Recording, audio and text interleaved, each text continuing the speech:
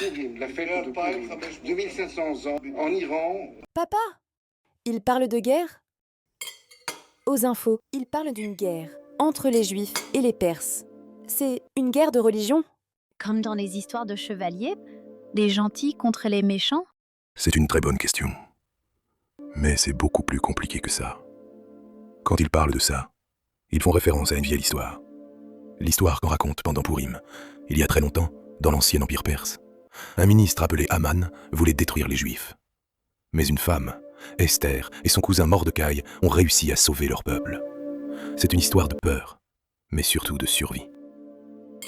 Alors, pourquoi il parle encore de ça aujourd'hui? Parce que les histoires sont puissantes. Elles peuvent servir à se souvenir, mais parfois aussi à influencer la façon dont on voit le présent. Tu veux dire qu'on se sert d'une vieille histoire pour expliquer une guerre? Ou pour la rendre plus simple à comprendre. Aujourd'hui, le monde est comme un grand jeu d'équilibre.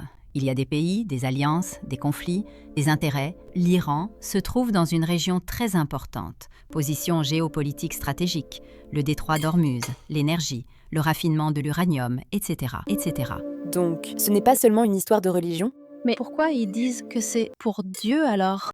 C'est plus facile de rassembler des gens autour d'une croyance qu'autour d'intérêts compliqués. Donc, on ne sait jamais toute la vérité?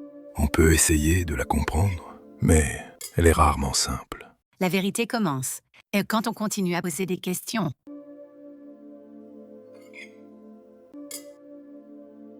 Et toi, qu'en penses-tu?